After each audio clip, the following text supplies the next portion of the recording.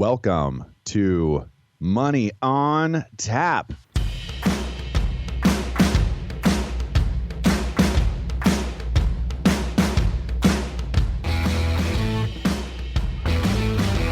Money on Tap, your personal finance headquarters, where we bring out the professionals' experience and some fun in what we call three-dimensional investing, utilizing insurance, brokerage, and fee-based planning.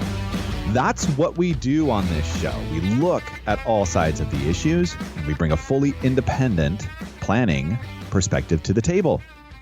You can reach us at 855-226-8551 or info@yourmoneyontap.com. Today, folks, it is a pleasure to be here with Dan Mickelon and Ben Brayshaw. How you guys doing today? I'm doing good, Seth. How are you doing? Good. I'm so far ahead in the show, I don't even know if I said my name or who we are, what we're doing, or the show title. I cannot wait to get into the information with you guys today because it's going to be so valuable, especially for a large part of the population. Well, I think so. I know where I am. I'm here on Money on Tap, Seth. But we got a great show today. I think it's going to be a good show. It's going to step away from our kind of baby boomer, pre-retiree listener and step a little bit more towards our millennial listener who might be trying to figure out how to start retirement, get retired, and some of these things will be very relevant for people who are looking at retirement in even just the near future and just trying to fine-tune how to get there and do it well. And I think that's really what's going to, so there's a little bit of something for everybody here, but this is definitely our target for our millennial listeners, which we have a number of for sure. Yeah, it's an important segment of the economy. I mean, millennials make up 45% of the workforce today. And 100% of the people who live at home. Yeah, they've taken the brunt of this whole pandemic issue in our economy. There's no doubt about it. Looking at the different generations and how they've fared through this, the impact for these guys has been absolutely tremendous. Well, as a Gen Xer myself, I think we have the right to make fun of all the millennials. That's part of being a Gen Xer. Well, since we personally created the internet, which they have taken to new heights or use at an all-time high level, it's hard to believe how really what happens from generation to generation. I was just talking to my 16-year-old about this, and the things that he has grown up with, never knew, rotary phone, cordless phone. Corded it's just phone. Hard. Yeah, corded phone. It's really hard to put into perspective, and they just laugh, like your life was what? Oh, I can totally one-up this conversation. I actually grew up on a farm in a very remote area where we had a party line, which neither of you know what that is. Do you know what that is? Oh, I know what it is. That's my grandparents talking to me right there. You actually had a party line growing up? I actually grew up with a party line when I was a young kid. I thought you were talking about the 900 numbers paid by the minute. So that kind of party line? No. No, I mean, you pick up the phone and everybody on the street had a different time period when they got to use the phone. It was all one line. So, wow. Yeah, Could you listen into other people's conversations? You pick up the phone and so-and-so would be using it. Everyone had their own personal time unless you had an emergency, and then you got on and you said, hey, listen, I got an emergency. I got to call the doctor or something, and someone would get off. I feel like there's some good stories, like some good prank stories or something along this. Oh, yeah, you were very careful what you said. I mean, you honestly could hear people picking up the phone. And they'd be like your neighbor, and you're like, well, I can't talk about my neighbor on this line. So, yeah, you got us beat. Yeah, no, I definitely got you beat on that one. I grew up with that, and I remember we had problems with our phone one time. We had to run down to our neighbors to use their phone, which was in their barn, actually.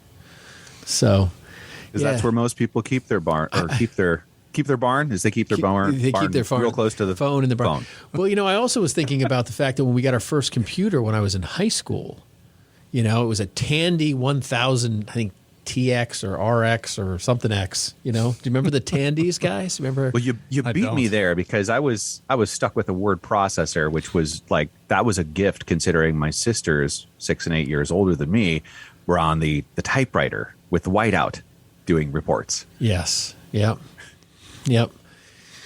So those were some big advancements. I remember I played Atari on a black and white TV. Try to figure that one out. I was the only kid in the neighborhood with Coleco. I got stuck with Coleco. Centipede. Those are games, guys. Those are games, millennials. What are we talking about? We are talking about planning for millennials here this week on Money on Tap. And you know what? It's going to be really good. It's going to translate into pretty much anybody that's interested in retirement planning. There's something here for everybody. That's the point. And what does that mean for us at Money on Tap? Financial planners with Brayshaw Financial Group. That's what all of us do here. Planners and partners with Brayshaw Financial Group. We're going to be bringing to the table a 3-dimensional perspective for you. We want to take a look at all sides of the issues. We want to bring really that full independent planning perspective to the table for you. So you know, hey, this is what the planners are talking about.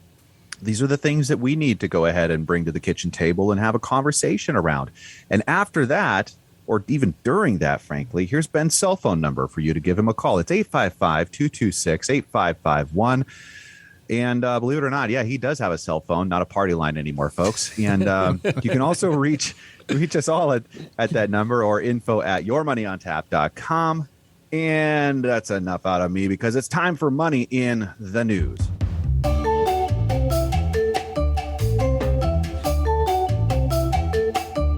So you folks are Americans, and I do not believe that you're average Americans. For none, you're listening to Money on Tap, which separates you from the herd. So, you know, some of this you can go ahead and put a pin in your cap. But the headline here is Americans' average credit score hits a 13-year high. Thank you so much, Lucas Manfredi from Fox Business, for bringing us this content. We're grateful, and it's so good to hear that, you know, at least you guys here today are raising the bar for the rest of the Americans out there. And as a matter of fact, in New Hampshire, did you notice that in the article? You guys are highlighted among the best of the nation. So kudos. There's really no surprise in that. Appreciate you bringing it out, though. But yeah, we know what we're doing over here in New Hampshire. Just FYI. But I'm kind of disappointed that Vermont beat us. And Minnesota topping it all off. Can you believe that? I know we've had our Minneapolis conversations here, but that's one thing they seem to have gotten a handle on is managing credit card debt and debt in general. Well, you don't need any credit cards if you're just looting Target. That's true. I mean, come on. Let's break it down to the real truth here. No interest rate if you can stuff it in a duffel bag. Sorry for the cheap shot, but I had to add that out there. Dan, Massachusetts hits a couple spots below us. In Washington State, I guess that's another duffel bag state. So whatever. Yeah, we kind of join forces there with Washington here in Oregon. Just, you know, we kind of get swept under the rug regularly, but you know, I'm pretty sure we're not far behind you.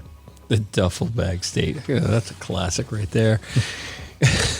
Well, you know, it is good to see. I mean, unfortunately, the benefit of, you know, pandemics and being locked down and all the different, you know, spending habits that changed. I know our spending habits changed. We actually cut cable. We just said, hey, listen, we're going to get rid of some of this junk in our life, trim it up. We don't know what the world looks like. We don't need this stuff to survive. And, you know, Did you finally let go of that NASCAR subscription that cost you like $300 a month? I do not have a NASCAR subscription, and I don't have a party line anymore either. So, yeah, no. But, you know, we trimmed a ton of that stuff, and it was great. I mean, it was really relieving. Didn't you just say you cut cable? I just did, yeah. Man, it takes it must have taken 3 or 4 months before you actually pulled the trigger, though, right? Oh, it did, yeah. I'm still working on where to find NFL Network. I'm struggling with that right now. Yeah, well, I got you, Dan. I got you. And this is coming from a guy that has never had cable. Wow. Unless you want to count Ben and I and roommates in college, that's about as far back as I go with cable. Yeah. So.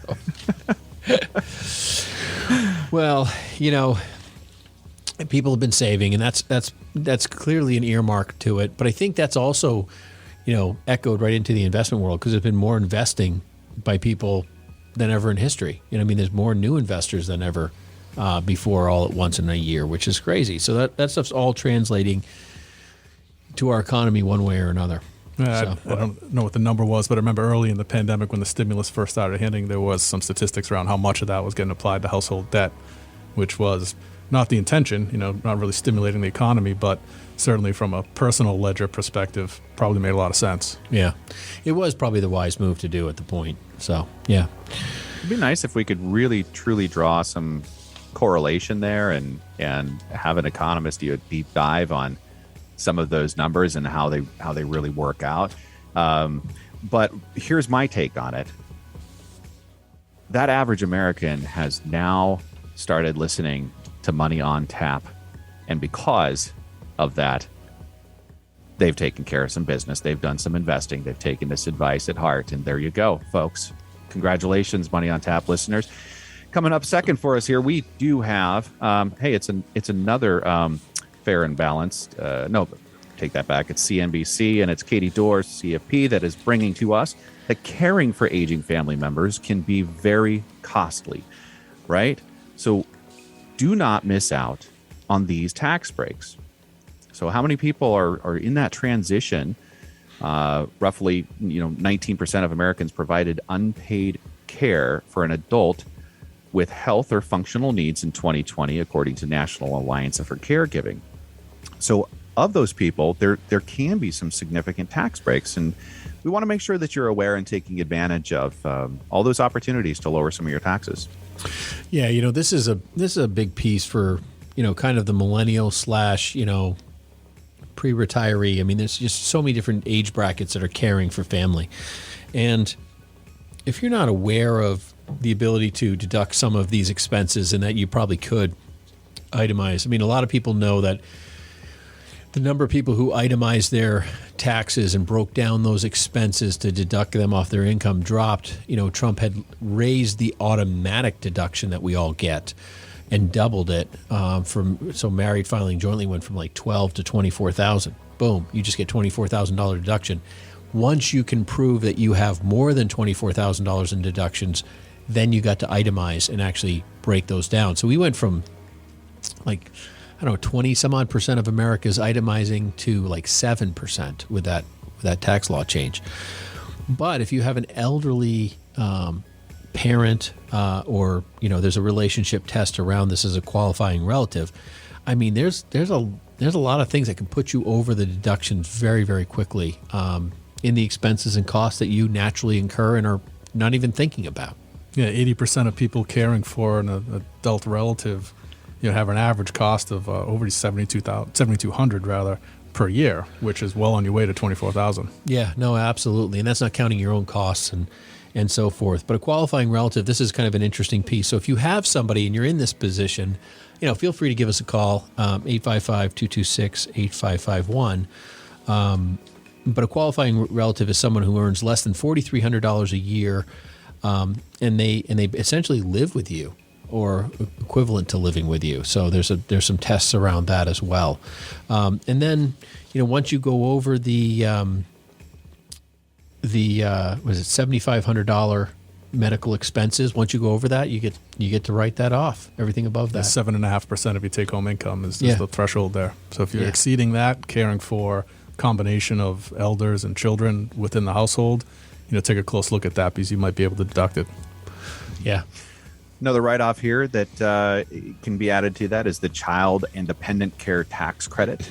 And also caregivers may also be eligible for a separate $500 dependent credit. And then also there was an interesting piece here around the $1,400 stimulus payment that even if that relative had claimed that $1,400 stimulus payment, if they had recently moved in with you or transitioned to you in 2020, you might be eligible for that as well. So next on Money on Tap from our favorite, the Wall Street Journal.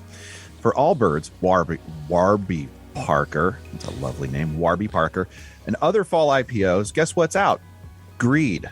And doing good is in this fall's lineup of Rent the Runway. Chobani aims to highlight more than just the bottom line here, folks. That's the takeaway, is that if you have a good idea, you better wrap that thing in some charitable causes or something that's tying into the environment. wrap that thing in a journal costs.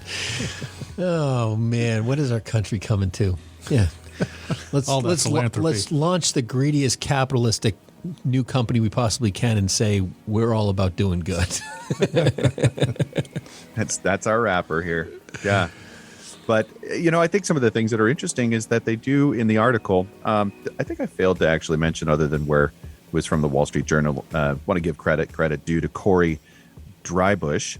And, that authenticity is kind of another factor here. You guys always letting me go forward with the big names and the big people here. Yeah, no, you got to be authentic about this. You just can't put that wrapper of, social justice or whatever your mission or aim is here. There has to be a level of transparency that they're trying to kind of figure out in this whole IPO notion.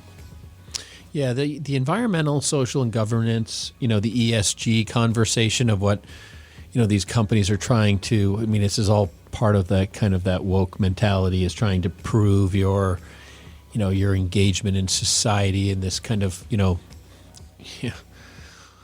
whatever culture people are trying to build in here. It's frustrating and difficult. It's a constant moving piece, and I think the world is kind of getting fed up with it. But these companies are always trying to mitigate those issues as they try to, engage in our society, right? And they're trying to figure out they don't want to be on the political out. They won't, they prefer to be on the political in, but even that is puts you on the out with another group, and so there's this constant wave of that world that is very complicated in our lives as we speak today. But some of these companies actually specifically try to use, kind of like the sandals from Allbush, it's just the idea of something that's completely renewable and it's less wearing on the, the globe, the overall environment, and there is some real value in that. I totally do agree with that. I think I feel there's a lot of less sincere companies out there that are kind of foreshadowing that they are,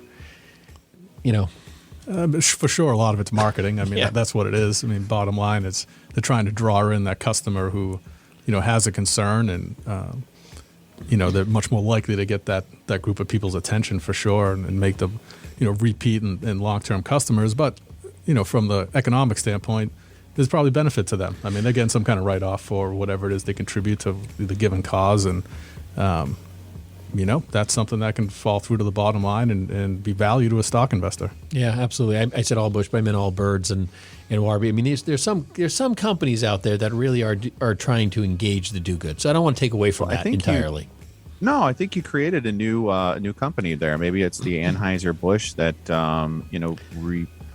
repackages itself under Allbush, and they can be an ESG company.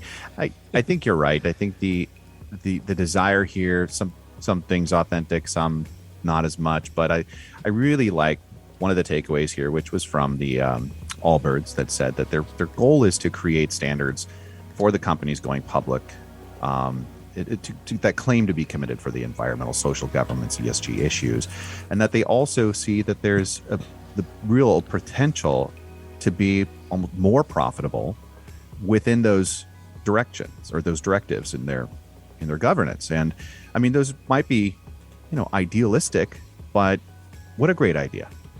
The only thing I think is a little concerning to me when I was reading the article is that 37%, listing volume of the number of IPOs that are coming out, which was only number one to the year 2000, which I thought was kind of unique before we saw, kind of like the early 2000 crash. And, it's just kind of a little, you see all these companies going public because there's money, and they're all they're selling their company for more than they think it's worth, than them keeping it themselves and allowing it to grow intrinsically themselves. So, why are they all launching? And so those are some concerns. I would just say that that's kind of on my radar of buyer beware, watch out. Where's the market going? There's certainly valuation issues when you see these IPOs, and the company's value, triples pre-market and it's crashed to half by lunch, and triples again by close. I know. There's got to be some fundamental analysis happening here, and apparently there's not a lot. And if you're swinging that much in a day, your first day of trading, then there's probably some issues there. Yeah, I just thinking what's going in my head, because there's so many people that are, using Robinhood and so forth, and that thing crashed on its day, and then it spiked, and then it crashed again, and it's like, these things, no one knows what these things are really, really worth, and it's hard to get a good feeling. Folks, that's going to do it for us in Money in the News. You're listening to Money on Tap, and right after we take this quick break, we're going to get into planning for millennials. Cannot wait to dive into this with you guys. We're going to take a quick break. You can reach us at 855-226-8551 or info@yourmoneyontap.com. You're listening to Money on Tap. Don't go anywhere. We'll be right back.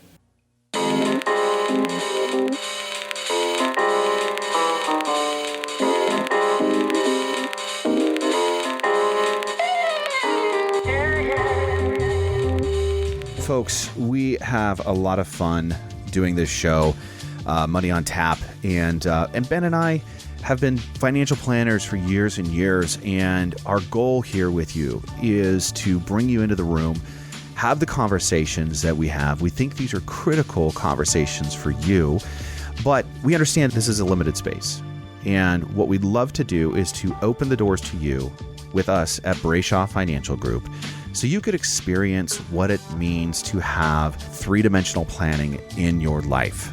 Let's take a look at all sides of your situation, your scenario, and see how we can put together the best plan possible, taking into account your risk. How much can you have in the market? How much do we need to have set aside and doing different things for your life? That's what we do as planners, how we engage with you, and we welcome you to do that with us. You can reach us at 855-226-8551 or info@yourmoneyontap.com. Now, if you have $250,000 that are investable assets today, our planning is free to you. We want you to have the playbook to have a successful experience in retirement. Give us a call, 855-226-8551 or info@yourmoneyontap.com. Ben and I welcome you to Brayshaw Financial for complete wealth management. Now back to Money on Tap with Ben and Seth.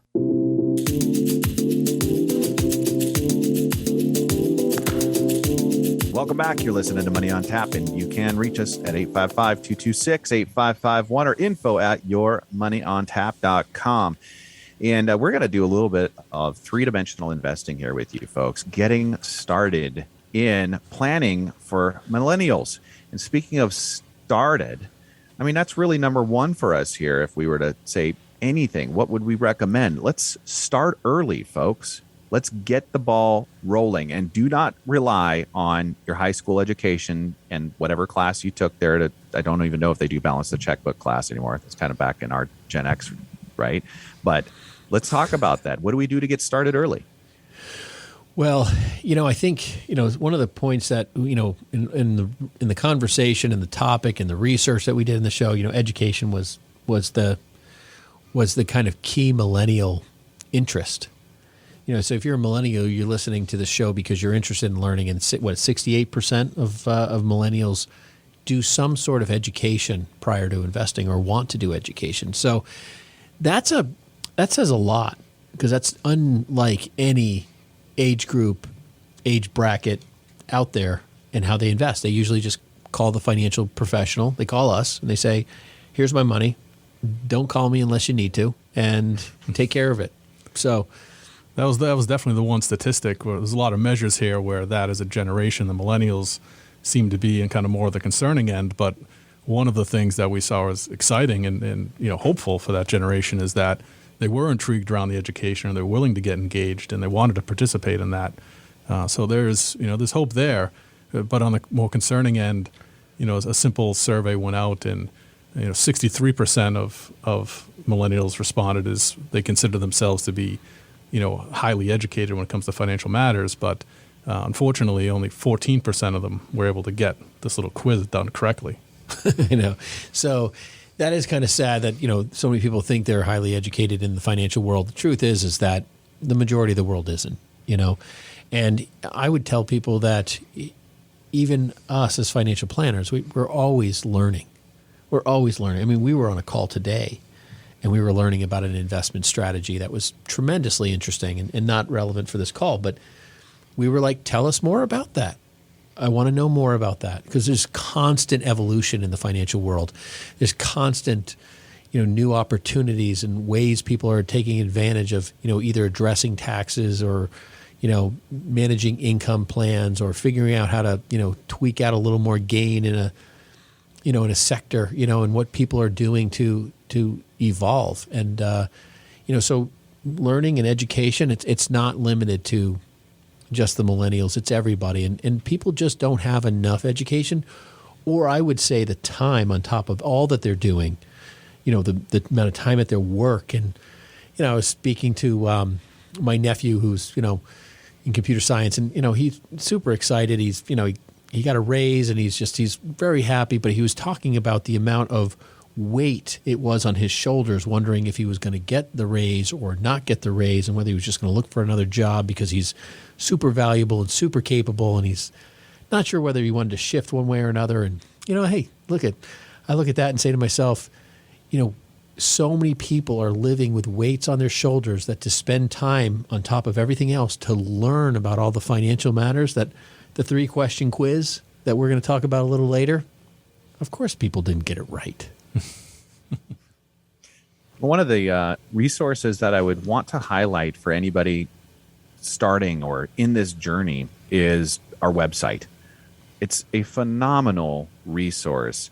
You can go to brayshawfinancial.com, or you can find us at yourmoneyontap.com, and just have a listen to or watch through some of the videos that are there, and be a student. Pick up a pen, grab a piece of paper, start writing down some of your questions that you have, and that gives us an opportunity to engage with you and just take that conversation to the next level.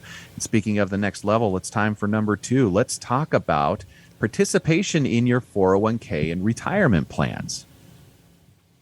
Yeah, this is such a big concept and just such an important thing to do. If you're with an employer who offers a plan like that, and most do these days, as soon as you can, you want to begin to participate in that. Specifically in 401k, because for those out there that are offering a match, it's literally free money to you. And I think the conversation just gets so deep so quick, right? So we're talking about, hey, here's your 401k, and everyone walks into a job. Yeah, sign me up. I don't know. First of all, you got decisions on whether you want the Roth option or the traditional 401k side, so pre-tax or post-tax contributions. Then you need to figure out how do you want to allocate, and someone's usually recommending some time-dated fund, which is, in my opinion, and the reason there are more lawsuits out there than anything else in these funds is because of these time-dated funds, So, is that really the right investment for you or not? And there's just so many pieces to that. So participate, yes. Get help, yes. And those are the types of things that you really need to kind of break down. That's the number one issue I think I have a concern with we're talking about these broad topics, and we were chatting about this earlier. You got these broad topics, and we've done shows on every one of these items that go deep.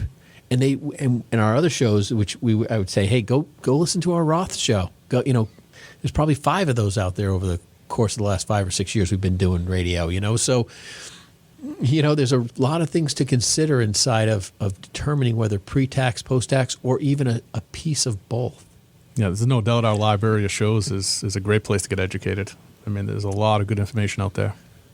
One of the things I want to kind of give a shout out to here is maybe you are the millennial that has their own company and is starting to get some traction here in, getting the right kind of talent on board and keeping that talent on board. And part of what is across the board for most employers can be this 401k planning piece. So how do you find the right partnership to, take care of this financial education piece, or help out with your employees understanding what a 401k is and how it works? So we've got some of these partnerships that we've aligned ourselves with out there that do award-winning jobs of creating those platforms and those educational pieces and those engagement for the employer and the employee to do it well. And maybe you're one of the people out there that's already been doing the 401k or supporting that at your your company.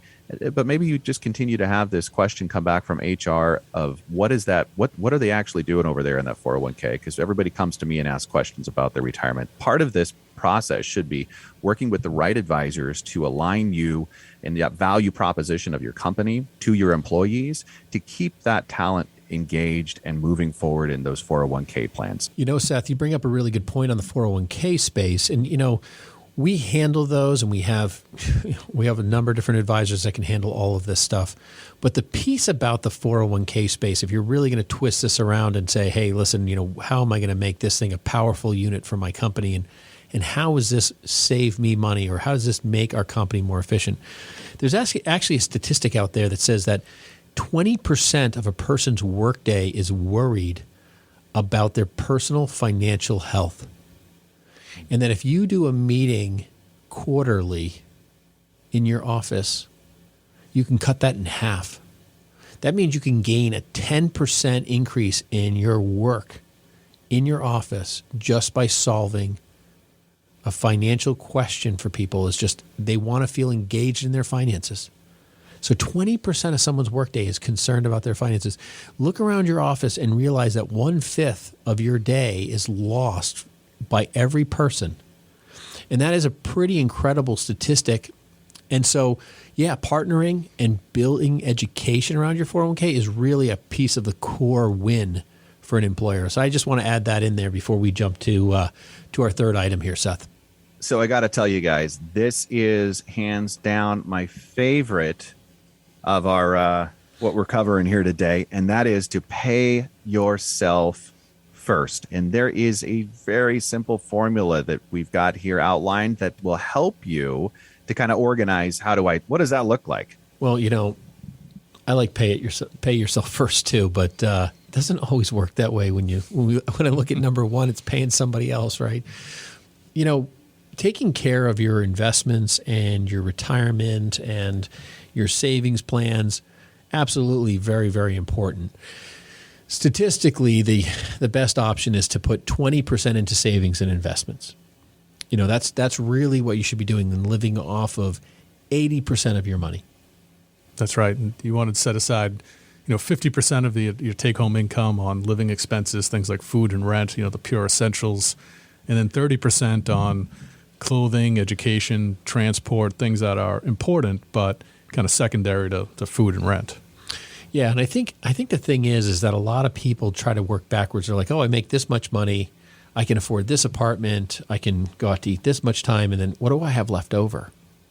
Instead of figuring out like this is what I have. I was remarking to someone who came in the other day, and I remember this one lady telling me that she got her first job, and she had saved tremendously. I was shocked at her ability to save. And she said, well, when I got my first job, I never had a job before, so I never made any money. So the first thing I did was I signed up for the retirement plan, and I just had them take out the max.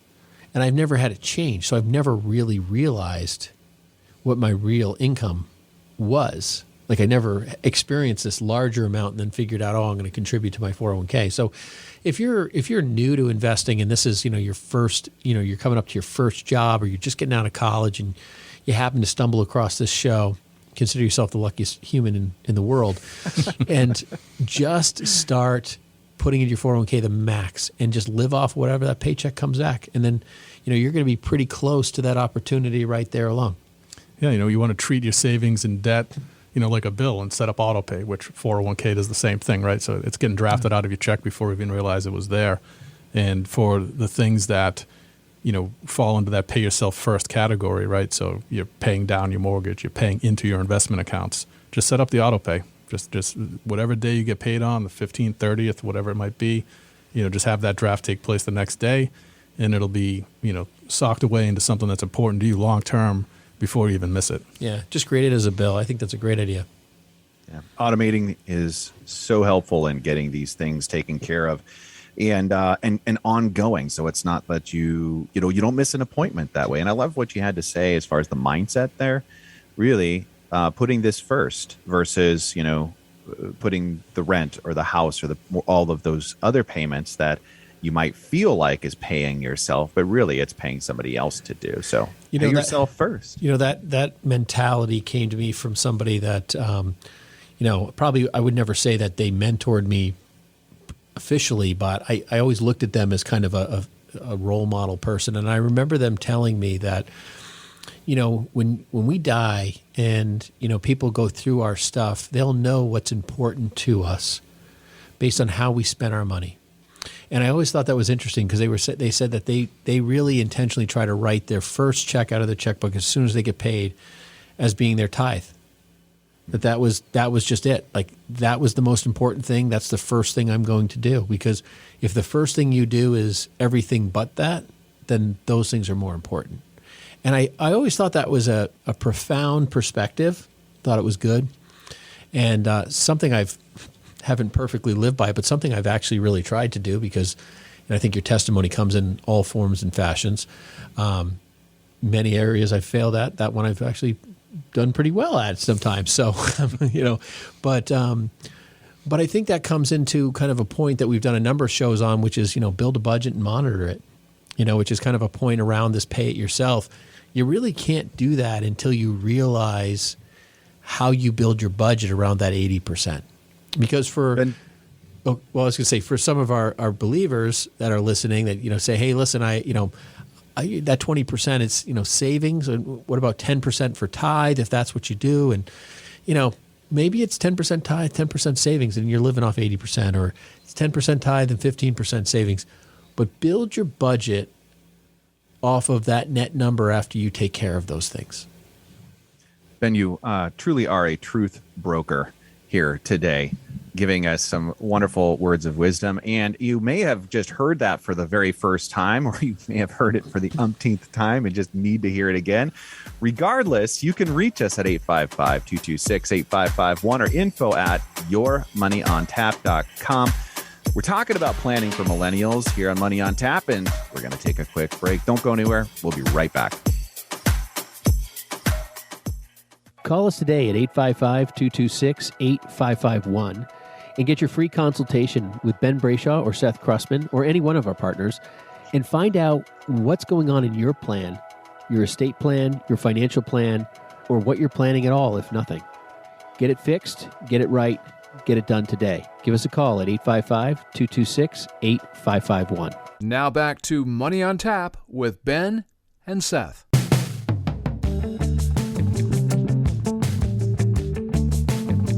Welcome back. You're listening to Money on Tap. You can reach us at 855-226-8551 or info@yourmoneyontap.com. And we are talking about planning for millennials. And so far, we've covered start early, participate in the 401k and retirement plans, pay yourself first.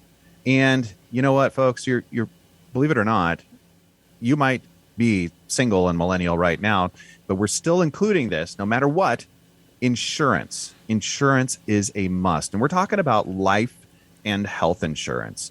And this is one of those pieces that is fundamental in financial planning for us, and making sure that you have all the bases covered and the risks covered when taking a look, kind of a top-down approach to financial planning. And here's why. The first thing that comes to my mind, is probably people who are listening to this think, oh, well, I've got some health insurance at work and I've got life insurance, maybe, 1, 2, 4 times my salary at work. And, people say, well, why would we even have this conversation? I'm so young, I'm healthy. I mean, there's 1,000 different reasons we'd have this conversation. The first thing that comes to my mind in one of our 6 points here for me is just the insurability. So even if you're single or if you are married, I mean, obviously there's a life event issue there. But even if you're single, the insurability of the insurance is something that people don't think about. Like the ability to buy life insurance. Like you can buy term insurance. It's really cheap. It's inexpensive when you're really young and you're healthy. But you never know when you're going to have a health change. So I'll never forget this big time investment guy who I knew. He goes, one thing I always make sure I do, and I was thinking, oh, what's he going to do? It's going to be a big investment question. He goes, I always make sure I insure somebody's insurability. I was never even thinking we're having an insurance conversation, But so I want to ask you. I know I'm kind of cutting into the conversation here, but from the perspective of somebody that's hearing this for the first time, what do you mean by that? Well, I mean, I simply mean that the fact that you might not be able to get insurance if you have a health event. I mean, people, So you would lose your insurability, say, if you have some kind of a chronic illness or something pops up in your next physical or something. Well, right? if you term out that you have terminal cancer or you have a heart disease or AFib or MS or any number of different issues, onsets of ALS, things that happen to people over time, it becomes either impossible to buy life insurance or it's extremely expensive to the point where it's unaffordable. And you may be planning on a family later in life. And we find that millennials do get married later. They do have children later in life. And that's something that's still on people's radar. It's just not, 25 years old or 22 years old. It's more like 32 or 35. Yeah, I think the way to do it is, as you mentioned, Ben, that term insurance is incredibly cheap, right? And it's your health rating is priced around the date in which you purchase it. You go through a whole medical review process, and they determine what your health rating is, and then they issue that insurance contract based on it. The younger you are, the healthier you are, the cheaper the rate is. And so when the term is nearing its expiration, you're approaching 55, 60 years old, your insurable needs have changed. Now you do have the kids in the house and all those risks that you need to address. Whatever health rating you got on the initial issue of that term policy is still available to you at that same face amount. So that death benefit amount that you achieved at a low rate in your, mid-early 20s, whatever the case was. Preferred non-smoker, athlete, Olympian. That's right. Gold medalist, swimmer, right? Whatever the case is. I mean, we both are still that, though, of course, Dan. Prime of our lives. So here's just an idea that came to me.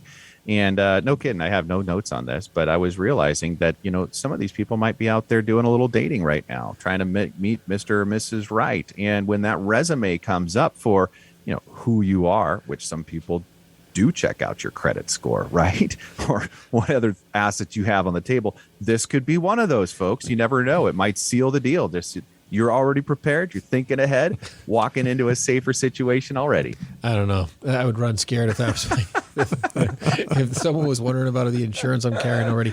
But I think there's a whole nother piece. And, as we were kind of digging through this, Seth,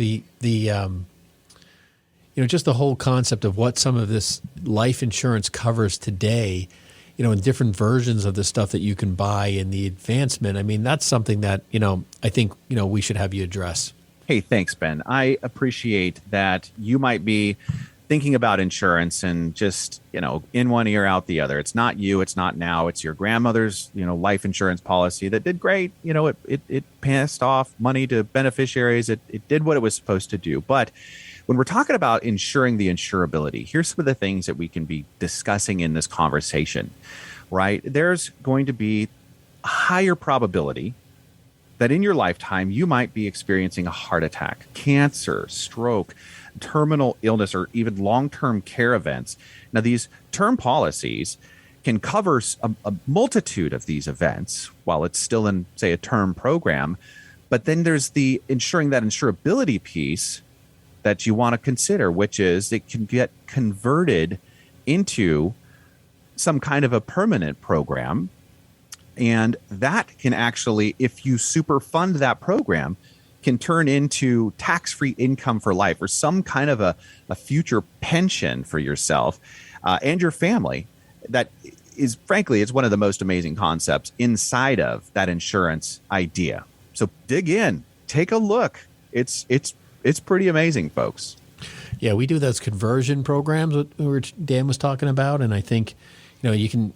There's just so many pieces, right? I mean, the thing about the insurance world is that it's just this smorgasbord of stuff, and it gets people confused.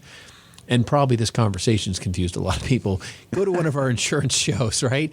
But this is one of those things where you do a conversion and you create income. I mean, there's just a huge. We call it the Swiss Army knife. You can do almost anything with some of these insurance programs out there now, and they're meant to address a lot of stuff. We don't have time for all of that, but as we break into that conversation, as people need these things, guys, I think I think people don't really put value on areas that really do have intentional value. Kind of like when I was talking to that broker, I never thought he was going to have a value space on insurance, and it's something we need to. If you're a millennial, it's really important, more so than you think. Number 5, invest according to your goals and values. So I think it's interesting that this kind of calls to maybe some of the conversation we were having around the IPOs and, what are some of the things you're passionate about, but also really understanding what are the risks in buying, what do you believe in? Because if you're buying a singular idea, that is not diversity, right? And what does diversification really offer, and how do you do that? One of the things I'm going to go back to this, our website. We have a phenomenal tool to help you understand as an investor, what do you have right now, and what does that translate to in terms of risk? If we have some kind of a significant event in the marketplace and we have a pullback, what are some of the expectations or realistic expectations you can have as far as how far your portfolio might drop down, and how does that align with who you are as an investor? Because this is the significance here, is that you need to be investing in a way that keeps you invested. If you're going to be that investor that just cannot tolerate certain risks of the marketplace, then what will happen is when that event happens, you'll be late to the show. You'll pull your money back out of the market as much as you can or whenever you can, and then you'll miss that opportunity for the growth that market story has continued to give us for years and years and years, that accumulation of years of being invested. Yeah, I really like that line he had. Just the, Seth, just the idea of just, invest in what you like, what you know. Like, I think there's 10 different ways to say that to people, but people don't hear that. How many times do we have conversations with people about stocks and they don't even know what the company does or... Yeah, it's all too easy to chase returns you read in a publication, right, or some website, or some you sign up for stock tip of the week kind of a thing, and the reality is that by the time that's making its way to you, it's too late, right? There's a common catchphrase they use in all the financial shows, right? Sell the news, right? Yeah. So by the time you're hearing it, you should be selling it, not buying it. Yeah, no, I would agree with that. Short story before we wrap this piece up here is years and years ago. I don't even remember if it was a money publication or what it was, but they were given like the top 50 companies to invest in for that year, and I just created a mock portfolio out of this just to test run it and see how did this perform if I were to equally weight these ideas and pull it together as a portfolio. And it was exactly what you just said, Ben. It was published.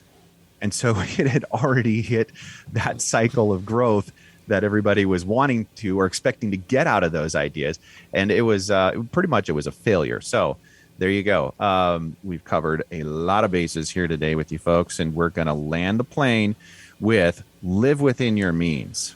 Well, this is like, hey, let's turn off the show. Don't listen. Like, this is, okay, right. I got that one. I don't want to hear anymore. Debbie Downer. Yeah, seriously. Yeah. I probably want to tell you what number 6 is at the end of talking about it than at the beginning. Oh, okay. Live within your means a lot of things to a lot of different people. And that doesn't mean just, don't do this, don't enjoy that. What I think the conversation piece that we have around all of this is just completely living outside of your means. There's a statistic that 43% of millennials are using high interest loans to live their life, which is shocking because they're probably one of the best saving group of people as well. And I think that catches you off guard. But don't live outside of your means would be probably better than live within your means. Just because there's some obnoxious outside living that seems to be either a gross exaggeration of your assets or a gross under exaggeration with your income, I should say, for the millennials. Yeah, we find in doing research for the show is that a disproportionate number of people in the millennial age group, that generation, have had to either take money out of retirement plans or leverage these high interest short-term loan opportunities to bring in cash to make ends meet. And from a financial planning perspective, this is the least efficient and most devastating way you can probably go about doing it. 37% of those surveyed here don't have $2,000 saved, which is an incredibly low amount, and leaves you open to all kinds of potential financial pitfalls. Yeah, and I mean, 53% don't have 3 months of expenses saved, and 40% don't have a month of expenses saved. So there's a large disparity between what people are doing in the space and understanding what they need to have. There's a lot of consideration that they're all set. Yeah, I mean, that kind of low level of rainy day fund is something that's just setting you up for failure if there is an employment issue or all the crazy things that come along these days. I mean, I know I was joking around about it when we first started out, but I mean, I just wonder inside these statistics, and this is totally off track, are people thinking that they can fall back on, I live with mom and dad, or maybe they do. Maybe there's a large percentage that do, so they don't need the savings. I mean, that's sad, but could that be a possible outcome? They have this level of support that they feel is out there for them that leads them to live a little bit, high risk in their own personal world. Absolutely. So this really circles back to the number 3 for us, folks. If you're paying attention to number 3, which was pay yourself first, then these numbers change. And this is the assignment that we have for you today is after listening to this show, become one of those Money on Tap members that has gone out and made a difference in these numbers out here so that everybody knows, hey, pay yourself first. Start making sure that you've got some of these savings and other things taken care of before you go out and, buy the Tesla, whatever the thing is that you got in front of you today. Well, there's a couple of things we've chatted about today. I think the things that we've talked about a little bit are, there's some financial awareness that needs to, be inside every investor, and millennials seem to be more attracted to that. We talked about 3 questions you can ask. Only, 84% of people don't get them right and 16% do. If you want those questions, give us a buzz. We'll email them over to you. You can email us, info@yourmoneyontap.com. Send us a request. We'll send you the email with the 3 questions. You pass that, we should sit down. You don't pass that, we need to sit down sooner. And, I think that's a kind of a fun way to try to engage. Like, where do you fall? Are you in the 16 or the 84%? I think that's the first thing. And you're going to. Yeah, I mean, we talked a little bit about 401k plans and the value of that, both from an employer's perspective, relieving some of that concern that chews up so much of your employees' workday. That's a service that we've long offered here as kind of a community outreach. So if you own a business, if you have a 401k plan or you're considering offering one, one of the things that we do is worksite education for all the participants. So that's something that we can show up during the workday or immediately following and give everybody there a presentation around debt management, how to participate in a plan like that to take full advantage, considerations like Roth versus traditional, which Ben mentioned, and just some general budgeting expertise or advice that will have people walking away from that meeting feel a little bit more comfortable about their own personal picture, which as the employer translates directly to your bottom line. Yeah, I mean, we've had private businesses and municipalities bring us in, and we've made presentations. And, if that's something that you're really interested in, we're happy to give you some references. I'm sure those organizations would be happy to speak to that. So, thanks for listening today, folks. I mean, planning for millennials is maybe not the baby boomer conversation that a lot of people are listening to, but as you're engaging retirement or you're looking to engage retirement, there's principles here that, paying yourself first and setting up a budget and understanding your insurance space, understanding your values and how you're investing and how that corresponds to it and meeting those demands and needs and living within your means or not living outside of your means. Those are things that are relevant for every age bracket. And I would just encourage you that if you're not or you're struggling with some of this stuff, give us a call. We're happy to help you guys.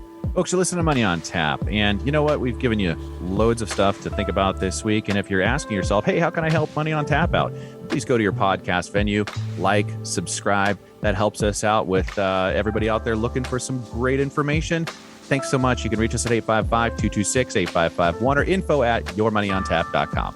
The views expressed are not necessarily the opinion of this radio station and should not be construed directly or indirectly as an offer to buy or sell any securities mentioned herein. Investing is subject to risks, including loss of principal invested. No strategy, product, material, or tool mentioned can assure a profit nor protect against loss. Please note that individual situations can vary. Therefore, the information, products, materials, or tools mentioned should be relied upon when coordinated with individual professional advice. Past performance is not a guarantee of future results. This show may be subsidized in whole or in part by a product sponsor or issuer. Securities and advisory services offered through SagePoint Financial Incorporated, member FINRA SIPC, and a registered investment advisor. All other services offered through Brayshaw Financial Group LLC are independent of SagePoint Financial. SagePoint Financial and Brayshaw Financial Group do not provide tax or legal advice. Main office is located at 116 South River Road, Bedford, New Hampshire, 03110, and can be reached at toll-free 855-226-8551. Well, bye.